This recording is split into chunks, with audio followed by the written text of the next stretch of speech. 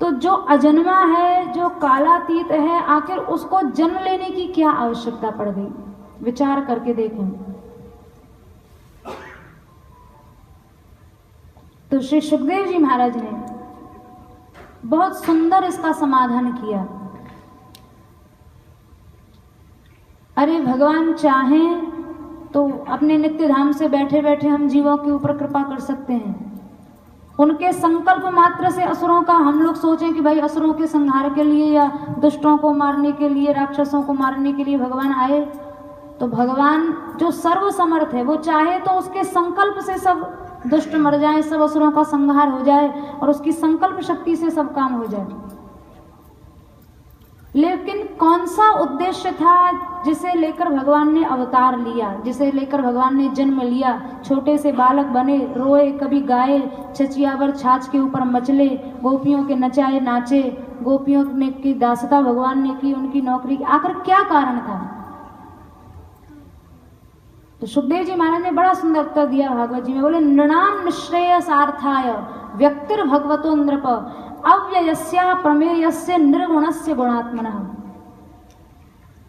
देखो, भगवान है गुणातीत। ध्यान पूर्वक सुनो। गुणातीत का मतलब जिनके अंदर न सतोगुण है, न रजोगुण है, न तमोगुण है। ये सांसारिक माइक गुण है। भगवान के अंदर ये गुण नहीं है, इसलिए उनको गुणातीत कहा जाता है।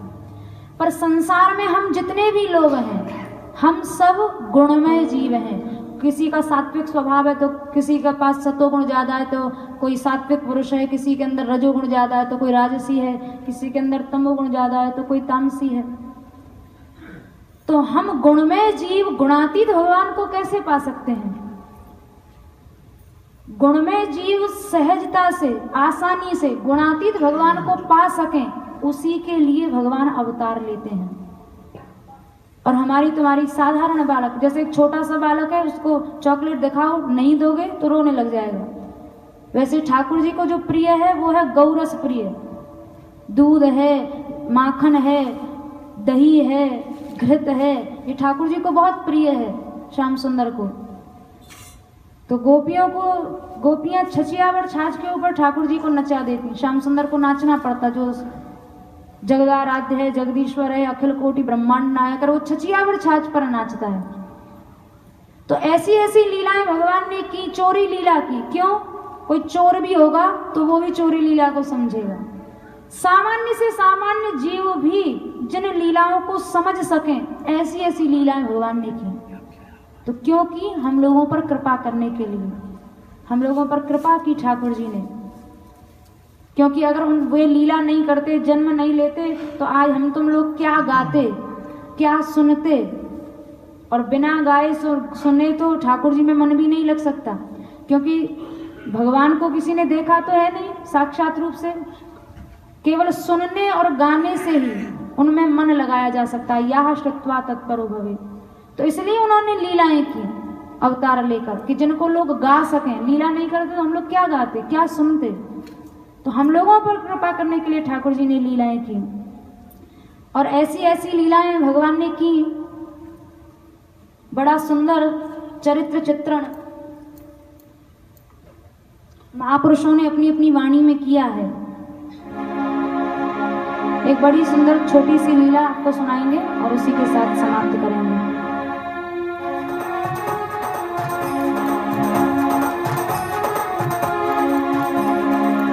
एक ब्रज गोपी पनघट पर गई पानी भरने के लिए। नई नई आई थी तो श्री नंददास जी महाराज अष्टछाप के महाकवि हुए हैं, वो अपनी वाणी में कह रहे हैं, गोकुल की पनिहारी पनिया भरन चली, बड़े बड़े नैना तापे खुमरायो कजरा।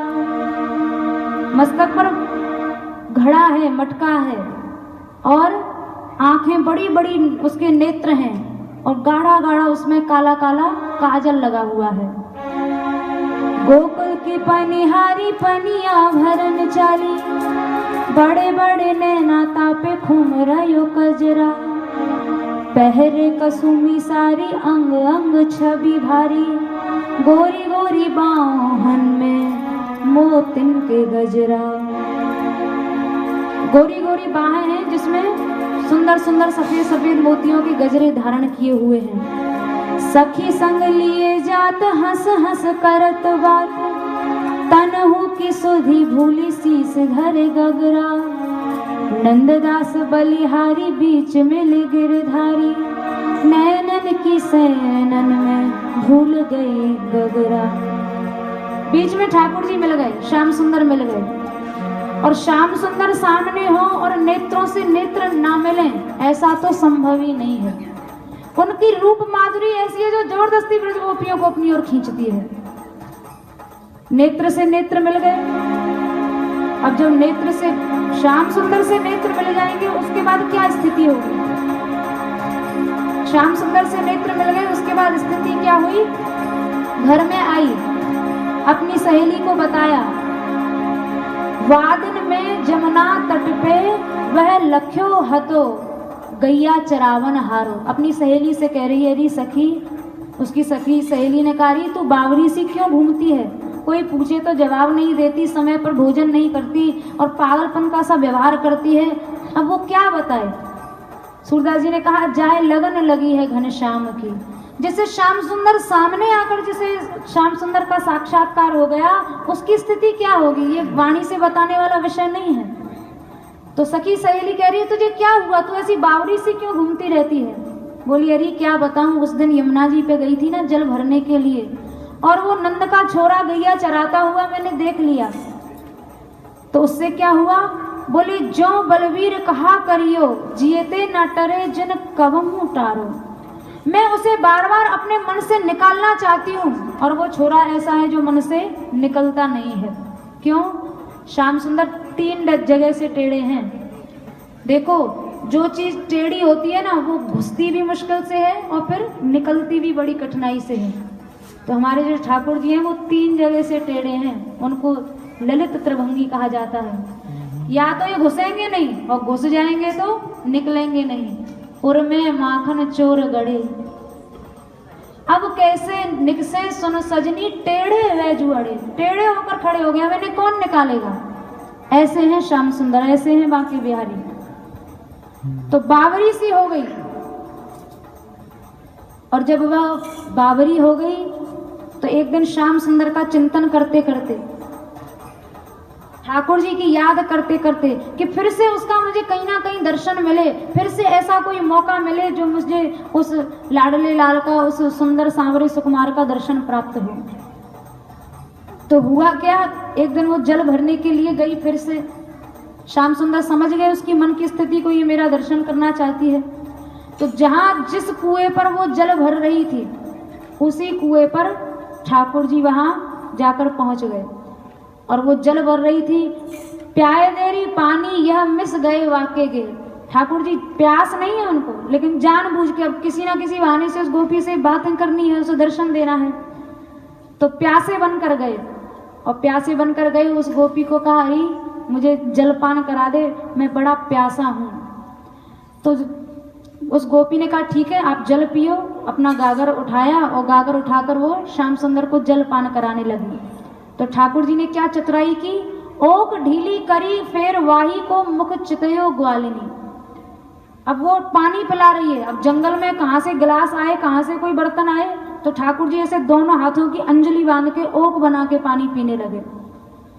अब वो पानी डाल रही है हाथ में, और ठाकुर जी की दृष्टि है उसके ऊपर।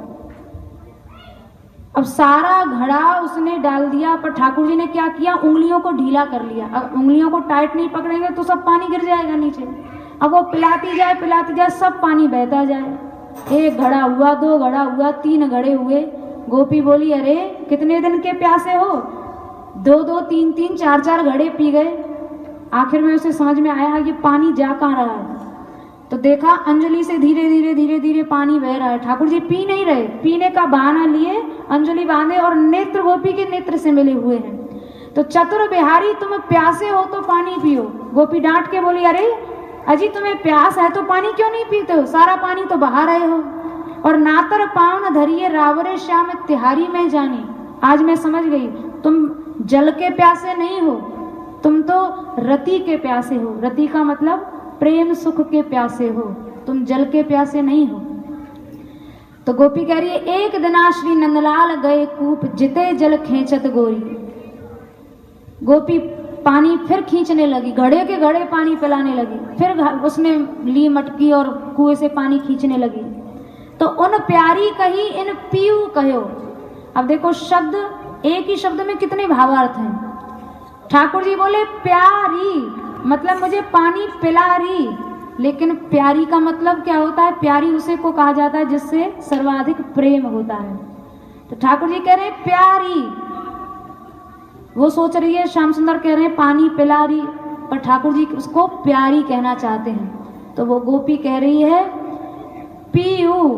पीयू, प्यारी तो कोई पुरुष नायिका को कहता है तो प्यारी कहेगा, और कोई नायिका जिससे उसका प्रेम है उसको कहेगी तो वो पिया कहेगी या पीयू कहेगी या प्रियतम कहेगी।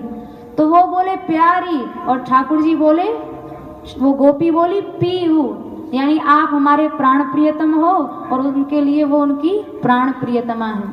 अब नेत्र से नेत्र मिल गए, संग सखी मुस्काए छिपी, यह जान ना सकी भानु की किशोरी। समझ नहीं सकी ये कैसा प्रेम ठाकुर जी के नेत्रों से उसी क्षण वहां ऐसा प्रेम जुड़ा। अब उसकी ये भी स्थिति नहीं रही कि वो घर जा सके, और वो गोपी वहां कहती है, आप सब लोग पीछे बोले, बड़ा सुंदर रसिया है। अब घर कैसे जाऊं मेरो मन लग्यो मुरलिया मारे थे। अब घर कैसे जाऊं मेरो मन लग्यो मुरलिया मारे थे। अब घर कैसे जाऊं मेरो मन लग्यो मुरलिया मारे थे। अरे अब घर कैसे जाऊं मेरो मन लग्यो मुरलिया मारे थे। बोले अब मैं घर कैसे जाऊं, घर जाके होगा भी क्या? मन की चोरी तो ठाकुर जी ने कर ली, मेरा सब कुछ तो श्याम सुंदर ने चुरा लिया। बोले अगर अब मैं घर गई तो क्या होगा? घर जाऊं तो मेरी सास लड़े,